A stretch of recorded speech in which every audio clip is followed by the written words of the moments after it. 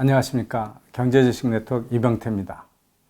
이번 주의 어불성설 주인공은 이번 주에 그 임금주도 성장론이 세계적으로 족보가 있는 이야기라고 말씀하신 문재인 대통령입니다.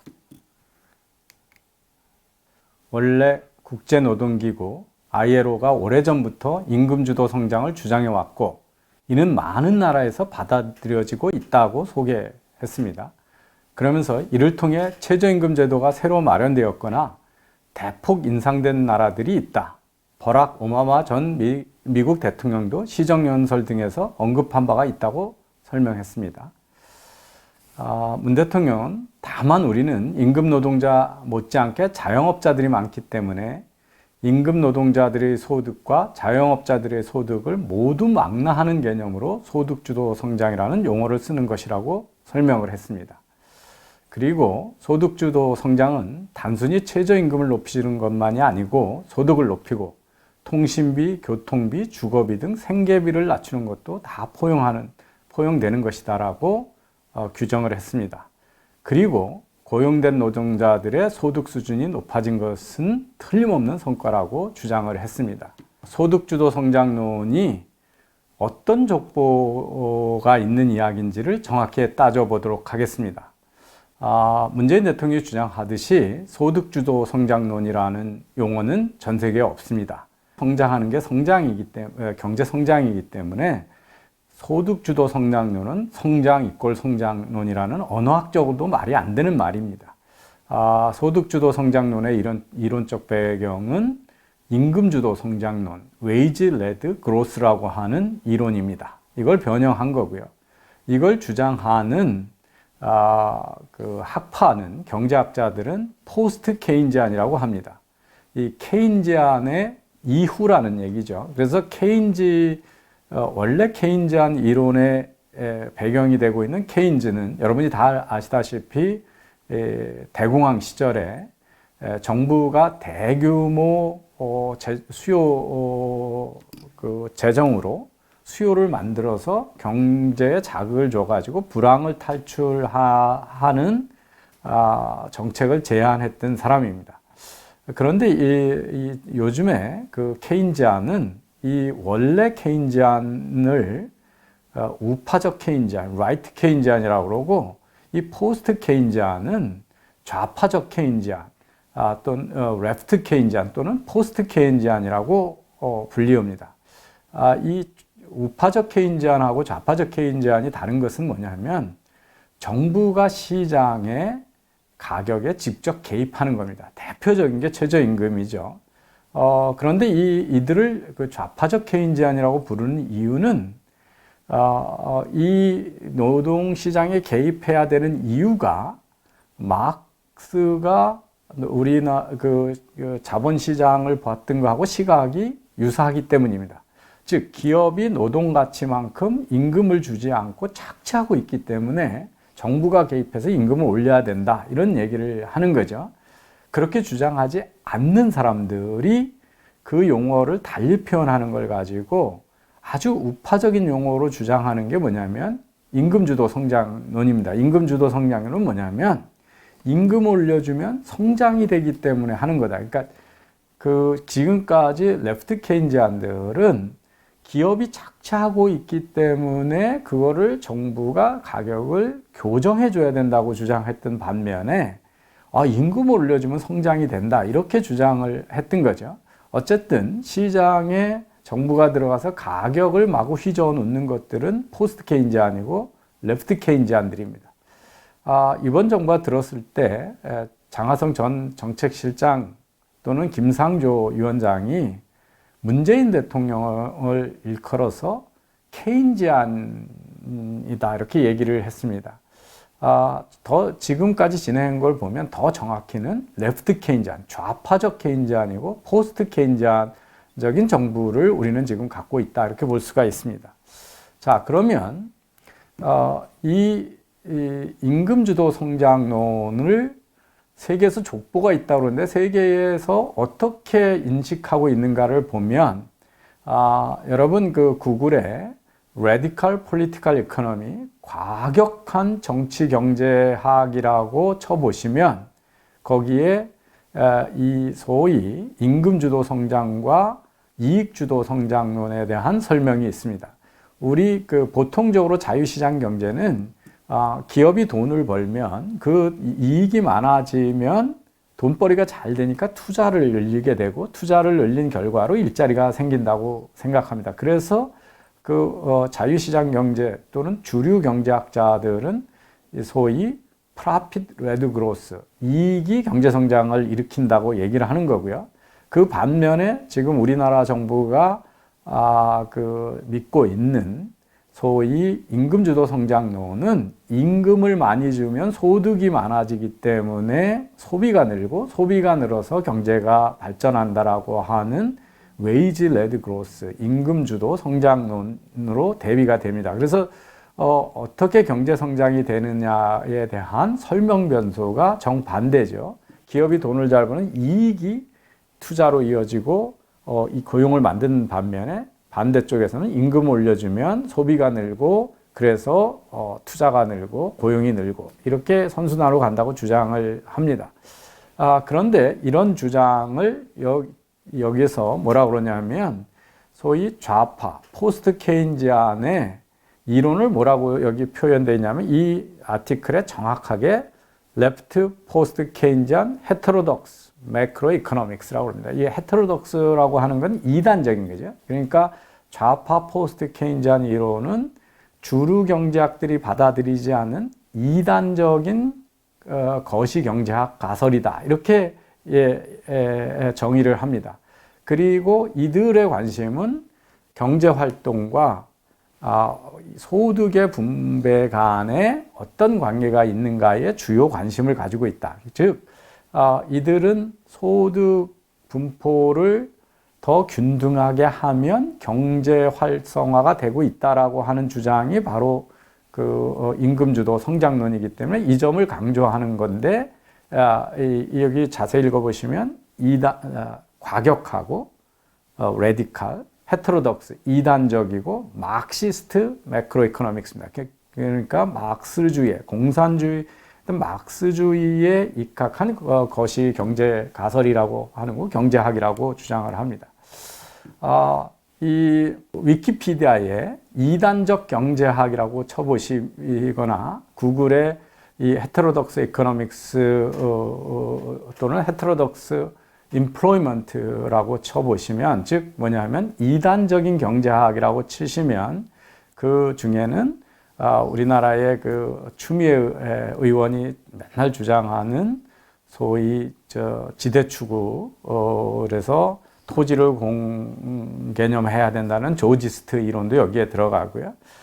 거기에 소셜, 사회주의적이거나 포스트 케인지안, 여기 그래서 케인지안 이론이 바로 이 이단적 경제학이라고의 한 분야로 명시되어 있고, 지금 왼편에 보여드리는 것은 인터내셔널 저널 오브 폴리티컬 이코노미에 바로 이 케인지안과 포스트 케인지안 이론이 이단적인 고용 정책으로 분명히 여기 나와 있습니다. 그래서 족보는 있는데 아주 이단적인 족보의 사상이라는 걸 알 수가 있고요. 이 포스트 케인지안이 이론적 토대는 마르크스의 마크시스트적인 사상에 입각해 있다라고 하는 것은 바로 포스트 케인지안 이론의 학자로 불리는 스티브 킨이라고 하는 원래 호주의 유니버시티 오브 웨스턴 시드니의 교수였다가 거기서 이분이 계셨던 경제학과가 폐지가 되면서 일찍 은퇴할 수밖에 없어서 지금은 영국에 가서 경제학 교수를 하고 계신 분인데, 이분이 쓴 논문이 Marx for Post Keynesian, 그러니까 포스트 케인지안을 위한 마크스의 라고 하는 제목의 논문입니다. 이게 뭐냐면 이 포스트 케인지안이 방법론적으로 상당히 모순이 많다, 패러독스가 있다. 그래서 이렇게 쭉 보면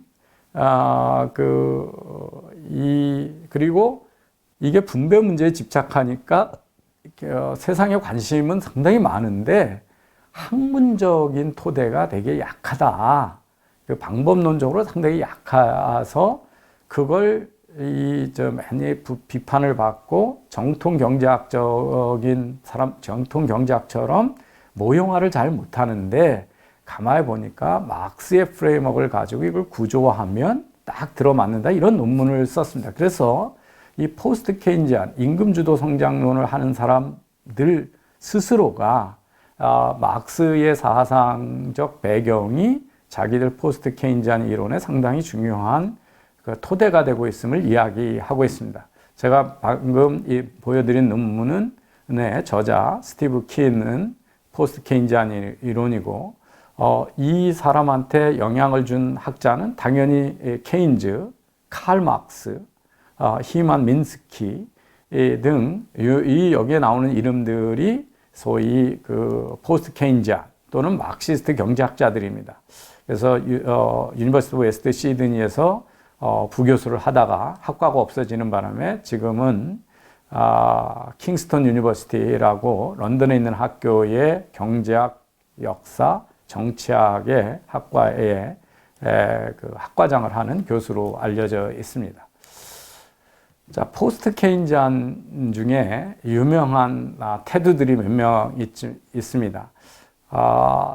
1903년에 태어나서 1983년에 돌아가신 조안 로빈슨이라고 하는 여성 경제학자는 당대에 그 아주 유명했던 그래서 많은 사람들이 노벨상을 받을 것으로 기대됐던 경제학자입니다. 특히 여성이 그랬기 때문에 많은 기대가 있었고요. 이분이 쓴 책 중에 가장 유명한 것이 The Economics of Imperfect Competition. 그러니까 불완전한 경쟁의 경제학이라고 하는 거죠. 이분이 이제 그 소위 포스트 케인지안의 상당히 유명한 학자입니다. 근데 이제 여기 그 인터넷을 찾아보시면 이 영국의 이 조앤 로빈슨이 당시에 거의 그 1930년 이전에 태어났던 여성 경제학자 중에서 가장 위대한 경제학자로 칭송을 받았다. 그래서 당대 노벨상을 받았던 사람하고 같은 급이었는데 그래서 사실은 많은 사람들이 1975년에 로빈슨이 경제학상을 받을 거라고 기대를 했고 비즈니스 윅은 그걸 기정사실화하면서 사실은 그 노벨상 발표가 되기 전에 이미 기사를 다 써놨었는데 받지 못했습니다. 그래서 그러면 스웨덴의 노벨상을 주장하는 왕립 아카데미가 이 여성이기 때문에 안 준 거냐 이렇게 의심을 받았는데 사실은 그게 아니고 이 로빈슨의 정치적인 철학이 너무 좌익이어가지고 특히 나이가 들면서 어느 순간은 완전한 좌익이 돼서 당시에 수천만 명을 학살했던 그 마오쩌둥과 북한의 김일성을 존경하는 지경에 이르게 됐습니다. 지금 영국에 있는 장하준이 쓴 책에, 장하준 교수가 쓴 책에 로빈슨을 만났는데, 한국 얘기를 막 해가지고, 대한민국인 줄 알고 듣다 보니까 북한 얘기를 하는 거더라. 뭐 이런 이야기도 있습니다. 그래서 이 너무 좌익적인, 그 사람이라서 노벨상을 받지 않았던 이 로빈슨이 소위 임금주도 성장을 해야 되는 이론적 배경을 세운 사람으로 잘 알려져 있습니다. 그게 어떤 이론이냐 하면 이런 겁니다. 우리가 물건을 팔 때 경쟁자가 없이 혼자 시장을 다 장악하고 있으면 그걸 모노폴리, 독점이라고 합니다. 그러면 독점자들은 가격을 높이 책정해서 비싸게 팔고 사회적으로 바람직한 것보다 비싸게 팔아서 소비자들은 사실은 이제 높은 가격에 사야 되고 또 시장의 적정한 가격보다 그거를 살 수 있었던 사람 중에 일부는 물건을 못 사게 되죠. 이래서 이게 이제 우리가 독점의 횡포라고 그럽니다. 그런데 노동시장은 이분은 그게 거꾸로 된 거다. 기업은 노동을 사는 쪽이죠. 근데 노동자는 경쟁을 하는데 기업은 일자리를 가지고 뽑는 거니까 독점을 하고 있다. 그러니까 구매자가 독점적 지위를 갖는 거를 모노폰이라고 그럽니다. 그러니까 모노폴리가 뒤집어진 거죠. 그래서 노동자 간에는 경쟁을 하니까 제값을 못 받고 여기 독점적 지위를 가지고 있는 구매자인 기업은 싼 가격에 노동자를 산다. 시장에서 적정한 가격. 그러니까 보여드린 그래프는 바로 이런 ILO 같은 데서 있는 사람들이 CEO들은 시간당 6,000불을 받으면서 노동자들이 최저임금 15불 달라고 그러는데 너무 비싸다고 얘기하면서 당신들의 그 탐욕, 노동 생산성보다 더 너무 많이 받으려고 하는 시간당 15불이 경제를 해친다. 그러면서 야단을 치는 것들이 위선인 거로. 그러니까 고용주들이 노동자들을 착취한다라고 하는 그 모형이 이 모노소니 모형입니다. 그런데 이 이론이 어찌 보면 맞는 것 같고 지금도 노동자들이나 노동조합은 이 이야기를 많이 하죠. 우리나라의 이번 정부도 똑같습니다. 기업들이 대기업은 하청업체를 착취하고 기업주들은 노동자를 착취하기 때문에 그렇다고 그런다. 그런데 이 이론이 맞지 않다라고 하는 반론의 이론이 바몰의 모형입니다. 이 바몰의 이론은 이 바몰의 원가병이라고 하는 이름으로 바몰스 코스트 디지즈라고 하는 이론으로 되어 있습니다. 기업에 사실은 노동시장의 독점적 지위를 누리고 있지 않다. 이 사람이 지켜본 것들은 이상하게 제조업은 혁신을 통해서 계속 제품 가격이 내려가는데 왜 생산성과 상관없는 서비스의 가격은 계속 높아지냐? 왜 악단의 콘서트를 가거나 우리 심포니의 연주를 보러 가는데 옛날에 심포니를 연주하는 바이올리니스트하고 지금 바이올리니스트가 생산성이 더 높아지지 않았음에도 불구하고 가격은 계속 올라가느냐에 의문을 품기 시작을 했습니다. 그리고 제조업에서 그렇게 많은 혁신이 일어나고 있는데 혁신이 계속 많아지면 경제 성장이 가속화돼야 되는데 왜 선진국에서 경제 성장이 낮아지냐? 이거에 의문을 품었습니다. 이게 상당히 인사이트 있고 놀라운 이야기고, 그러니까 여기 책에 작아서 잘 안 보이시겠지만 컴퓨터는 점점 싸지는데 왜 의사한테 가서 진료받는 헬스케어 코스트는 점점 비싸지느냐? 이런 이제 부제가 달려 있습니다. 그래서 이런 겁니다. 한 산업의 생산성이 올라가죠. 생산성이 올라간다는 건 물건을 싸게 만듭니다. 그러면 물건을 싸게 만드니까 이익이 늘어나면 그 산업의 임금이 올라가죠. 그래서 임금이 올라가면, 그렇지만 이 생산성이 더 빨리 올라가면 물건 가격은 자꾸 내려갑니다. 그렇지만 임금은 올라가죠. 근데 임금이 올라가면, 다른 산업은 생산성이 안 올라갔는데도 임금을 안 올려주면 좋은 인재가 임금을 많이 주는 산업으로 이동을 하게 됩니다.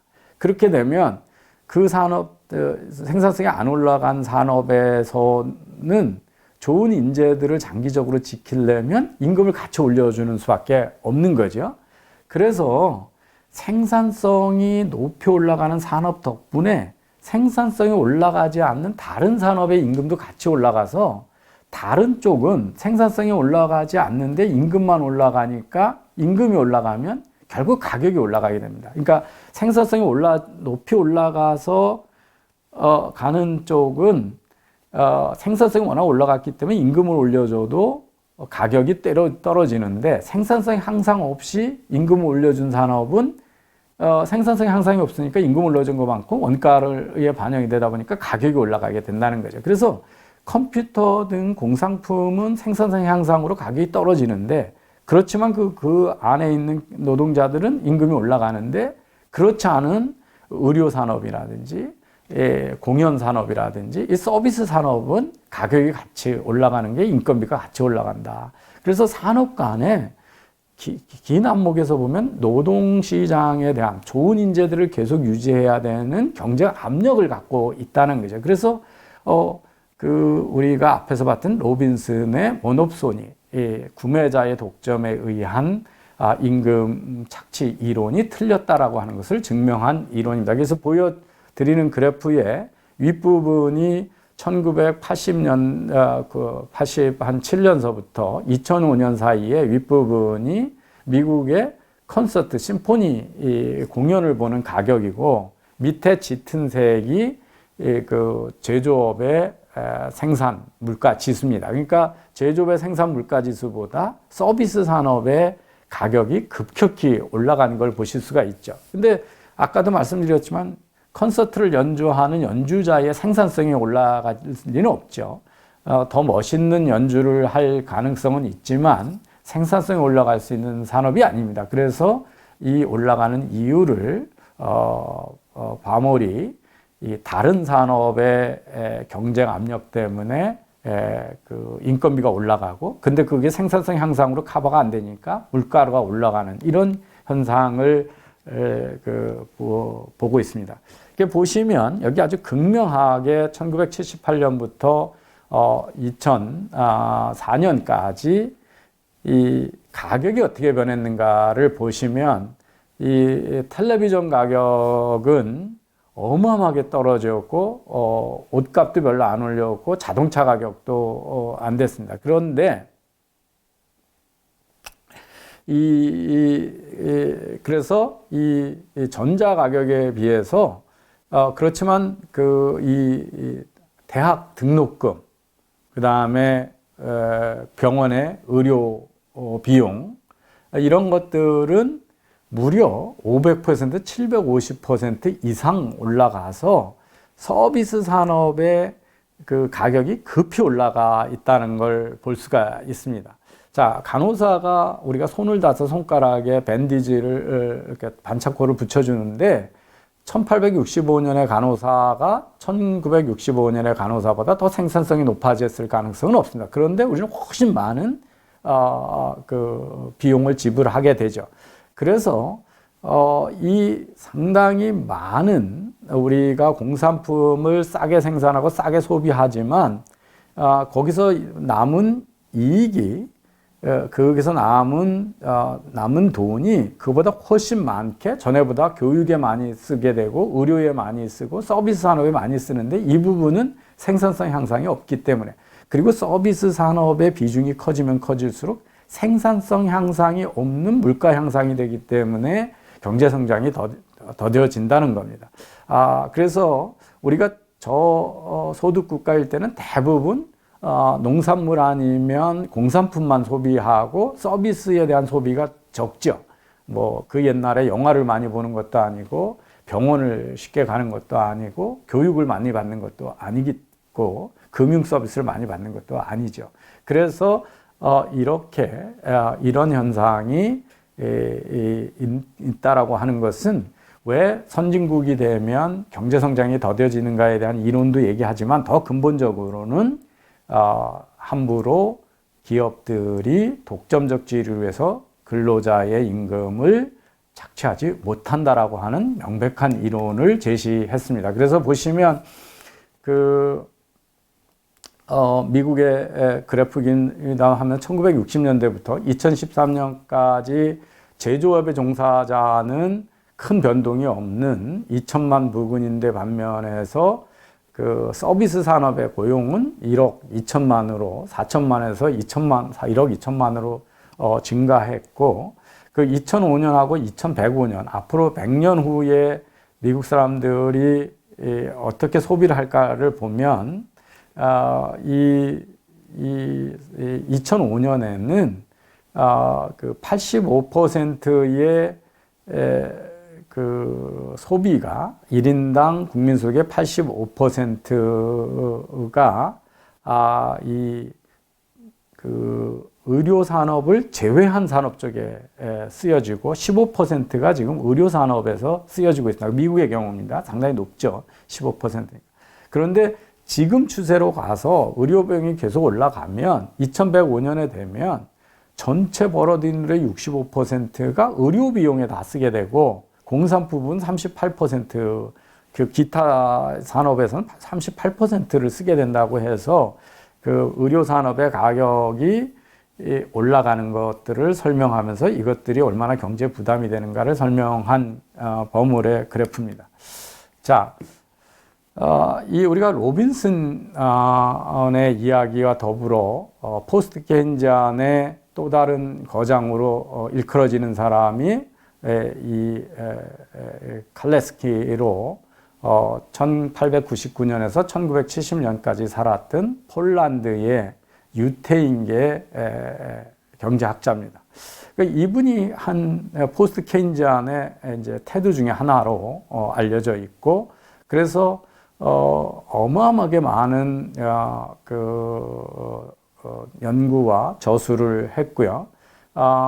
그런데 이 사람이 한 거가 뭐냐면 바로 이 마크스의 계급 분석 이론을 그 소위 과점 이론, 그러니까 정통 경제학이 했던 과점 이론하고를 통합을 해서 이론적으로 설명했던 일이고, 그것이 신막스주의 또는 그 독점 자본 또는 포스트 케인지안 이론의 토대가 됐다라고 하는 겁니다. 그래서 포스트 케인지안 또는 레프트 케인지안은 기본적으로 그 이론적 토대가 마크스가 상당히 중요한 하나의 중심축을 이루고 있다라는 것들은 여기서 잘 알려져 있고요. 이 칼레스키는 앞서 말씀드린 조앤 로빈슨보다 먼저 태어났던 사람이기 때문에 이 조앤 로빈슨이나 다른 포스트 케인지안, 미국의 포스트 케인지안들, 또 여기 나오는 니콜라스 칼도나 리차드 윈과 같은 포스트 케인지안들한테 상당히 영향을 끼친 경제학자로 알려져 있습니다. 그래서 대표적인 경제학자 두 분을 보셨으면서 바로 이 소득주도 성장론을 믿고 있는, 소득주도 성장론이 아니죠. 임금주도 성장론을 믿고 있는 경제학파는 포스트 케인지안이고 레프트 케인지안이고 그러니까 좌파 케인지안이고, 그들의 토대는 막스의 노동자 착취론에 근거를 하고 있다. 그런 이야기를 우리가 알 수가 있습니다. 이 임금주도 성장론은 아주 단순한 이론에 입각해 있습니다. 소득을 올려주면 소비가 늘어나고, 소비가 늘어나니까 물건 파는 사람들은 투자를 더 할 거다. 투자를 하면 생산성이 올라가니까 이윤이 확대되고, 그러면 경제성장이 되고, 경제성장이 되면 일자리가 많아지고 노동력이 점점 희귀해지니까 다시 임금을 올려주고. 그래서 이 이야기를 가만히 들으면 경제의 무한 동력과 같습니다. 한 번 임금을 올려주면 소비가 늘 거고, 투자가 증가할 거고, 생산성이 올라가고, 이익이 늘 거고, 그러면 경제성장이 됐으니까 또 소득이 늘 거고. 그래서 한 번만 마중물을 놓으면 계속 선순환으로 갈 거라고 하는 이론이기 때문에 무한 동력 엔진과 같습니다. 이런 이론이 옳을 리가 없죠. 이들은 그래서 뭐 인터넷에 보면 이 소득주도 성장론을 비꼬는 여러 가지 사진들이 있습니다. 옆에 보여드리는 것처럼 우리 휴대폰에 외장 배터리를 서로 연결해가지고 충전시켜주면 계속 서로 충전이 돼서 영원히 충전이 될 거라고 이런 이야기를 하죠. 그런데 이제 그 앞에 그림은 반대쪽 그림을 생략한 겁니다. 자, 소득을 올려주면, 최저임금으로 월급을 올려주면 기업들의 원가가 상승이 되죠. 그래서 노동비용이 상승이 되면 당연히 이익이 줄게 되고, 이익이 줄으니까 투자를 위축시키고, 그러니까 원가 올라가는 거에 대응하느라고 근로자들을 해고하게 되고, 그래서 실업이 증가되고, 실업이 증가되면 실업자가 늘면 당연히 소비가 축소가 되고, 그러면 경제 성장은 후퇴하게 되고, 그러면 소득이 증가하는 게 아니라 감소하게 되고, 이거의 악순환의 가능성이 있다는 거죠. 그래서 소득 증대로 안 갈 가능성을 싹 숨기고 있어서 한쪽 면만 이야기한 거라는 걸 알 수가 있습니다. 언제 선순환으로 가고 악순으로 갈까에 대해서 생각해 보셔야 되는데, 이제 이건 제가 한 얘기가 아니라 임금 주도 성장론자들이 한 이야기입니다. 뭐냐 하면, 임금 인상이 생산 원가에 압력 요인이 크게 작용할 경우에, 그래서 즉 기업의 임금 인상을 흡수할 여력이 낮으면 바로 해고로 가겠죠. 그게 우리나라가 자영업자 또는 영세업자의 고용 비중이 큰 나라는 바로 이런 현상이 일어나고 있고, 똑같은 최저임금제를 적용해도 다른 나라에서는 부작용이 적은데 우리나라에서 크게 일어난 이유가 뭐냐면, 임금 인상이 바로 수익성에 직격탄이 되는 수익이 낮은 영세사업의 고용 비중이 크기 때문에 그런 겁니다. 그 다음에 가격 경쟁을 치열하게 해서 글로벌 경쟁을 많이 할 경우에는 우리가 대외 경쟁력이 낮아지면 수출이 안 될 거고, 수출이 안 되면 내수 시장은 별로 안 되는 나라에서 수출이 축소되면 바로 기업에 투자 내지는 고용 축소로 이루어지면 이게 악순환으로 갈 위험이 크죠. 근데 이제 우리나라가 전형적으로 전 세계에서 이럴 악순환으로 갈 위험이 가장 큰 나라라고 하는 것을 무시했다는 것이 이번 정부의 무지고 무책임이고, 저는 가끔 거의 범죄적이다라고 얘기를 합니다. 그래서 최저임금 제도가 어떤 나라에서는 영향이 적고 어떤 나라에서는 영향이 클 텐데, 우리나라의 고용 구조와 산업 구조를 감안하지 않고 흑백 논리에 의해서 바로 문재인 대통령 발언처럼 세계적으로 다른 나라에 많이 올렸는데 문제가 없었다, 이런 이야기를 한다는 것이 그대로 이번 정부의 게으름과 무지를 표현하고 있다, 이렇게 말씀드릴 수 있습니다. 이러한 문제는 여러 학자들이 이미 비판을 했습니다. 이 피터 스캇이라고 하는 학자는 미국의 유니버시티 오브 매사추세츠의 경제학자입니다. 여기서 여러 가지를 지적합니다. 이것이 단순화된 인과관계의 문제다. 자, 이들이 믿는 것은 임금 상승하고 경제 성장률이 상관관계가 있더라. 그런데 이게 상관관계가 있다는 것이 인과관계가 있다는 게 아닙니다.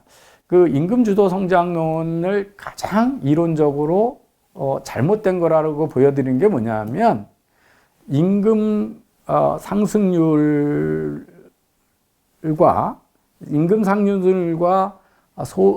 경제 성장률을 비례하는 걸 보여주지 말고, 그 나라의 생산성 향상률 대비 임금, 즉 생산성은 조금인데 임금을 많이 올려주는 나라가 경제 성장이 어떻게 되는가를 보면 반비례로 나옵니다. 즉 임금 상승하고 생산성 향상이라는 변수만 하나 더 집어넣어도 그것이 경제 성장률의 역관계로 바뀝니다. 그러니까 이 이론은 한 개의 변수를 가지고 경제 성장을 다 설명하려고 하는 아주 단순한 초등학생 이하의 이론이라는 것을 보여주는 겁니다.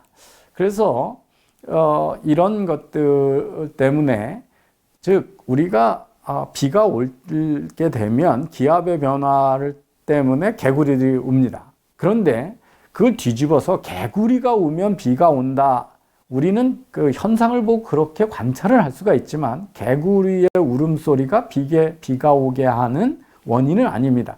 즉 비가 올 때가 되면 기압의 변화가 생기고 그 기압이나 습도의 변화를 인식한 개구리가 우는 거죠. 이제 우리가 새끼를 낳아도 잘 살겠다, 우기가 시작되는구나, 신났다, 그래서 배우자를 만나자, 그러고 우는 겁니다. 그런데 가만히 있는 개구리를 울린다고 해서 비가 오지는 않습니다. 그래서 경제 성장이 높아지니까 임금을 많이 받은 건데 임금을 올려주면 경제 성장이 올라간다. 그것도 그렇게나 무제한으로 올려도 계속 성장이 된다 그러면 경제가 얼마나 쉽겠습니까? 그런데 앞에 설명드린 대로 생산성 대비 임금을 올리는 임금 인상률을 경제 성장률하고 각 나라를 비교해 보면 역의관계가 나와서 생산성 향상이 담보되지 않는 임금 인상은 당연히 역의 관계, 아까 얘기했던 악순환으로 가고 있다는 걸 당연히 보여줍니다. 자, 이 아슬란 라즈미라고 하는 경제학자가 이미 이 저임금 국가, 사실은 저임금 국가가 아니다. 즉 물건의 단가를 가지고 대외 경쟁을 하고 있는 나라들에서는 당연히 대외 개방적인 경제에서 우리나라의 물건의 원가를 올리면 그 경쟁력이 낮아지니까 덜 팔릴 거고, 그렇게 되면은 임금이 올라간 효과보다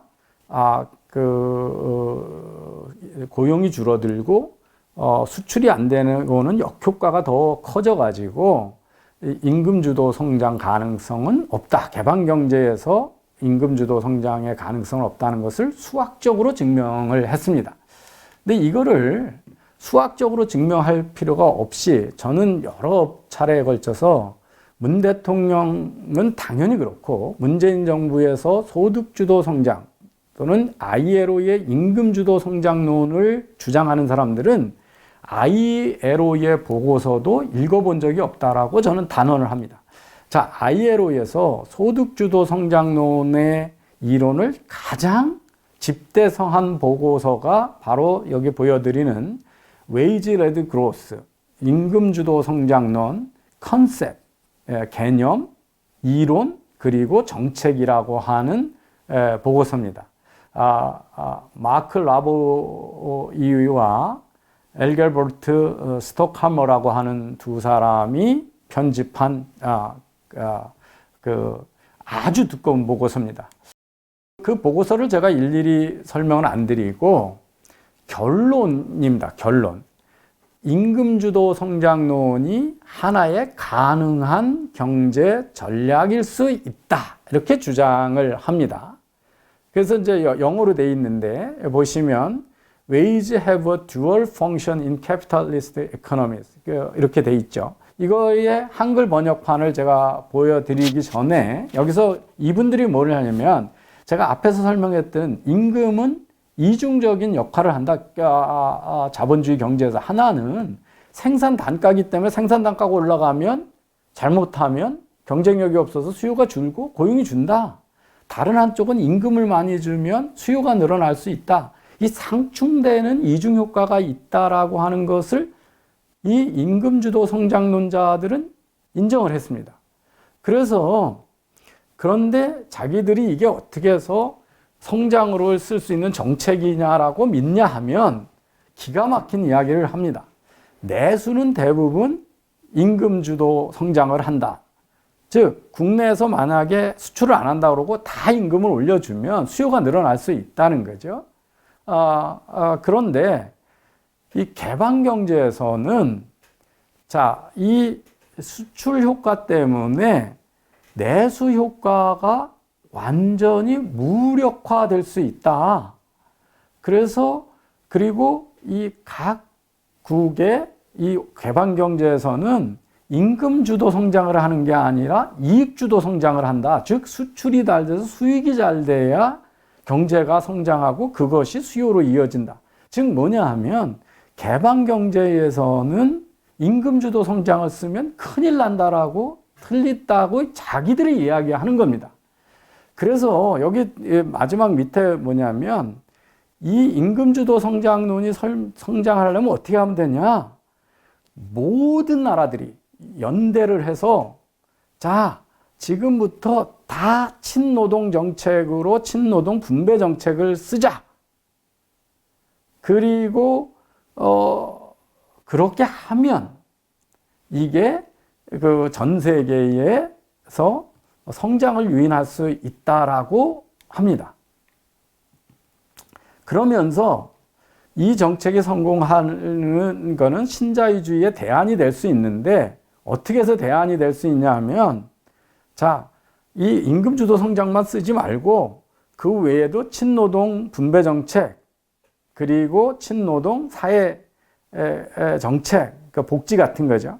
거기다가 금융의 규제를 강화하고 그리고 그 탑 매니지먼트들의 급여, 경영자들이 과도한 임금을 못 가져가게 하고 특히 금융 쪽에서 임금을 너무 높여 가져가지 못하게 하고 그 다음에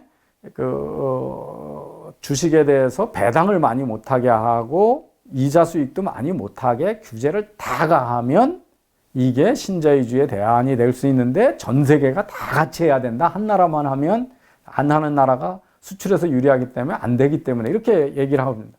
그 한글 번역이 여기에 있습니다. 다시 한번 읽어드리면 대부분 경제 국가에서 개방 경제에서 내수는 임금주도 성장일 가능성이 크다. 하지만 개방 경제에서 순수출 효과는 그 국내의 임금주도 성장의 효과를 압도할 수 있어서 개별 국가의 총수요는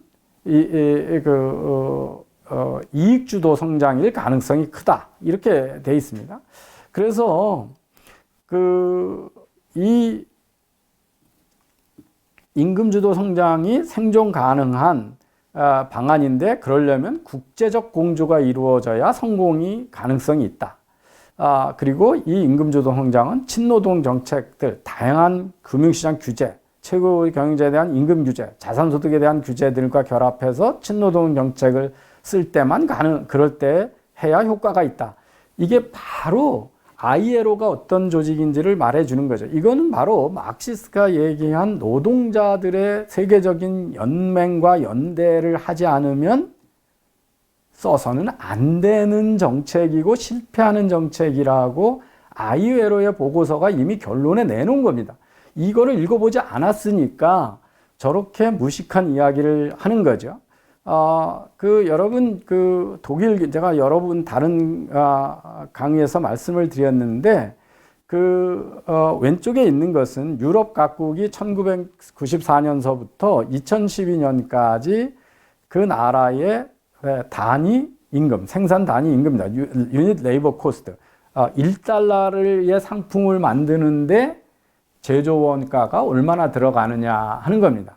그래서 1995년을 1로 봤을 때 지금 2012년에 독일의 단위 생산 임금은 0.7로 내려가서 30%나 낮아져 있습니다. 그 얘기는 임금이 절대 임금이 낮아졌다는 게 아니라 생산성 향상보다 임금을 적게 올렸기 때문에 그 생산하는데 임금 비중이 점점 줄어들었다는 얘기죠. 반면에 프랑스나 미국이나 영국이나 스페인, 이탈리아, 특히 망한 나라일수록 그 상승폭이 크죠. 이탈리아가 망하기 시작한 2008년까지 보면 스페인하고 영국하고 이탈리아가 독일하고는 간두고 미국이나 프랑스에 비해서도 월등히 높게 임금이 가팔랐다는 걸 볼 수 있습니다. 그래서 이런 나라들이 다 이탈리아 병이 걸렸고 스페인에 피급병이 걸렸고 프랑스가 지금 마크롱에 의해서 개혁을 하지 않으면 노란 조끼가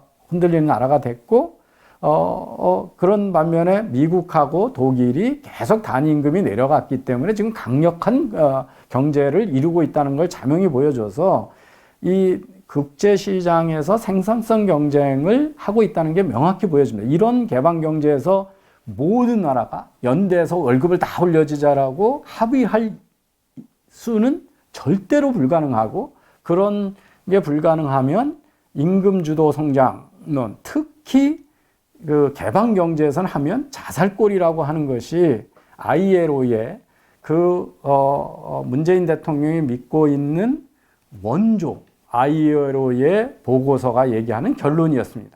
우리 경제가 왜 어려우냐를 옆에 오른쪽 그래프를 보시면 2010년서부터 2016년까지 단위 생산, 아까 말씀드린 단위 노동 비용, 단위 생산 임금을 보여주는데 일본은 2010년보다 지금 8% 정도, 2% 정도 낮아져 있는 반면에 우리와 미국, 우리는 OECD보다도 더 높게 올라가서 월등한 격차로 유닛 레이버 코스트, 단위 노동임금이 올라간다는 것은 생산성보다 인건비가 많이 올라가고 있는 나라라는 뜻입니다. 그래서 보면 왜 우리가 지금 위기에 정착해 있고, 현대자동차의 자동차가 토요타보다 비싼가를 설명해 줍니다. 이러니까 우리가 어려운 거죠. 이런 현실을 무시한 정책을 썼다라고 하는 겁니다.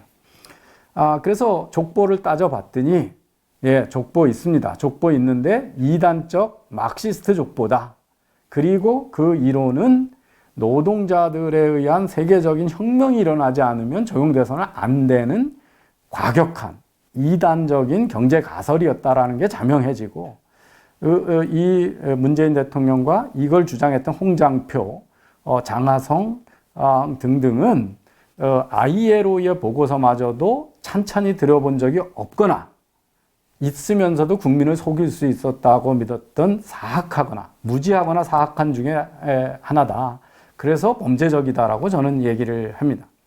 우리나라에서 다른 나라에서 문제가 안 되는, 아까 다른 나라에도 최저임금 많이 올린 데가 있는데 왜 우리나라에서 올리는 거 가지고 문제를 삼느냐는 문재인 대통령의 이야기를 한번 살펴보도록 하겠습니다.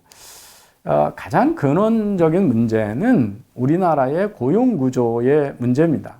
보시면 이게 2014년에 로부터 2016년입니다. 2016년에 기업 규모별 고용 구조인데 위에 주황색이 250인 이상 되는 그래도 대규모 사업장의 고용 구조입니다. 그런데 놀랍게도 이 큰 경제와 OECD 국가들을 이렇게 비교했는데요.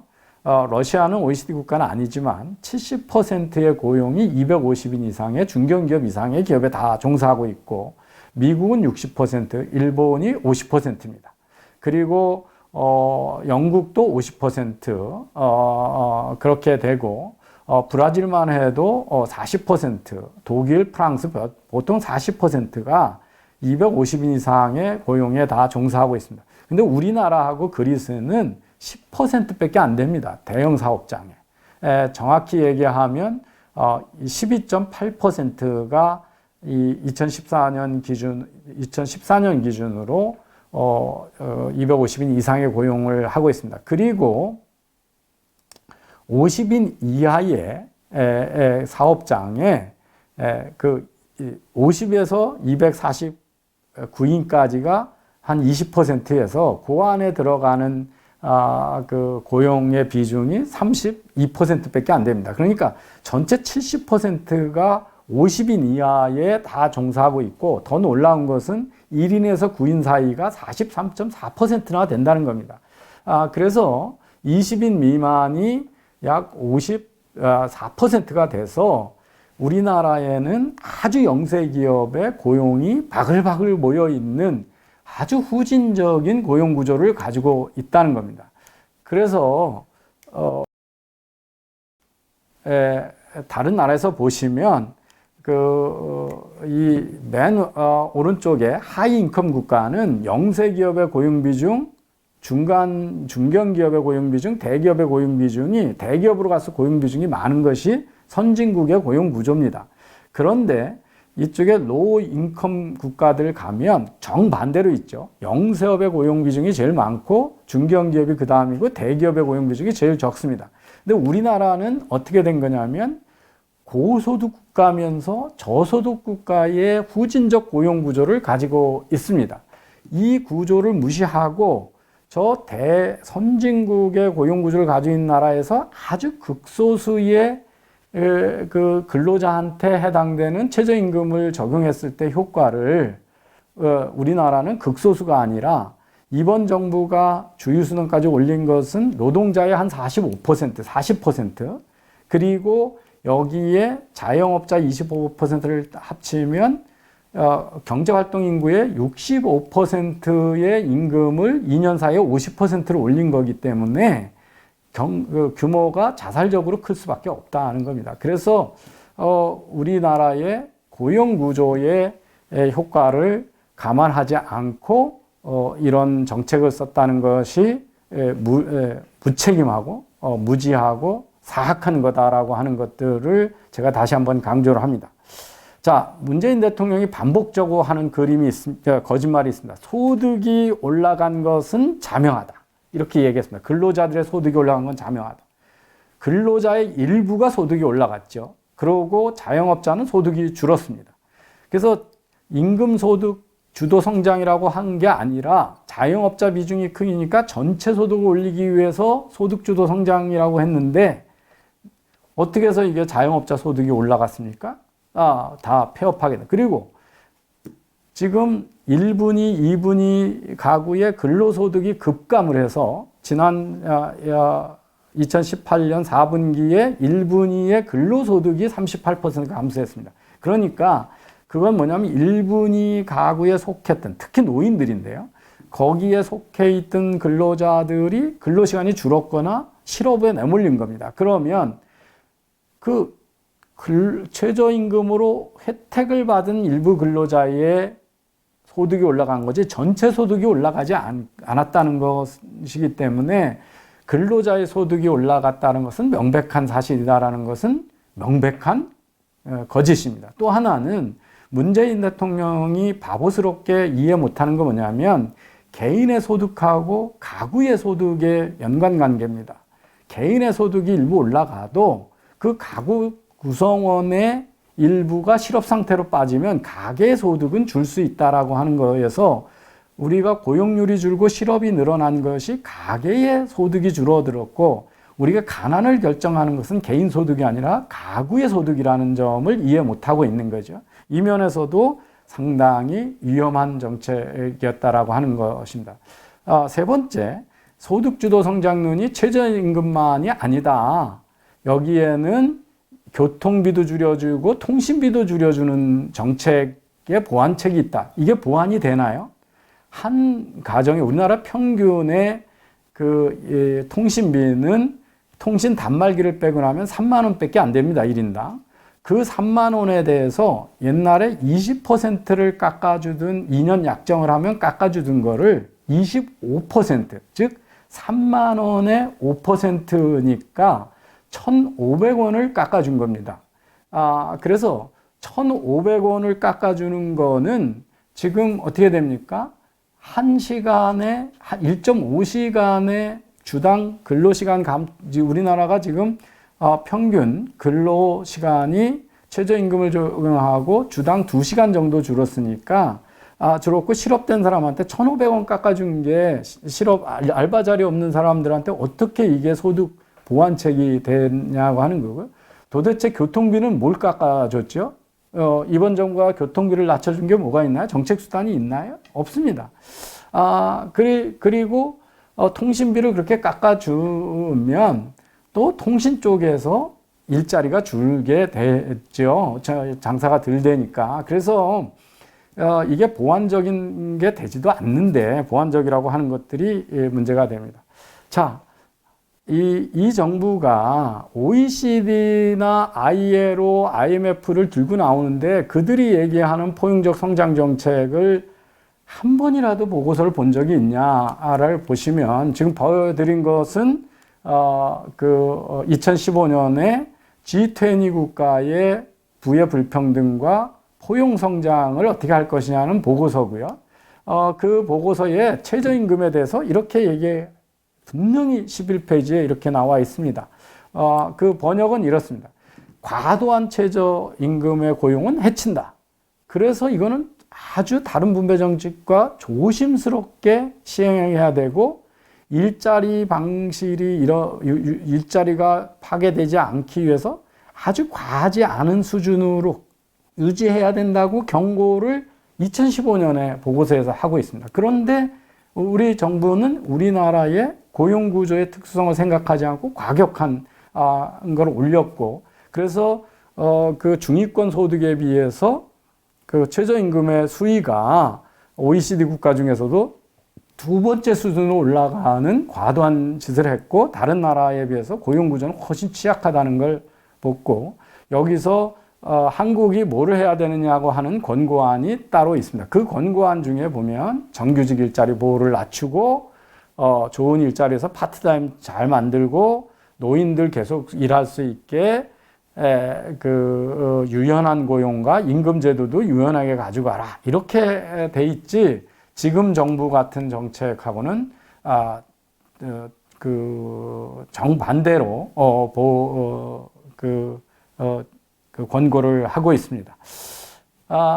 그 반면에 IMF도 그 한국의 권고 사항에 대해서 한국이 해야 될 거는 플렉시큐리티, 유연 강화라고 하죠. 뭐냐면 고용자에 대한 보호는 낮추고 실업자에 대한 보호를 확대하라 이렇게 돼 있는데 정규직의 유연성, 노동시장의 유연성을 확대해야만이 고용이 확대되고 빈곤을 탈출하고 양극화를 피할 수 있다라고 하는 권고 그리고 그거에 대해서 그러면서 노동자를 보호하고 잡을 보호하려고 들지 마라. 노동자가 실업 상태를 됐을 때를 보호하는 게 맞다라고 하는 거를 권고합니다. 근데 정반대로 갔죠.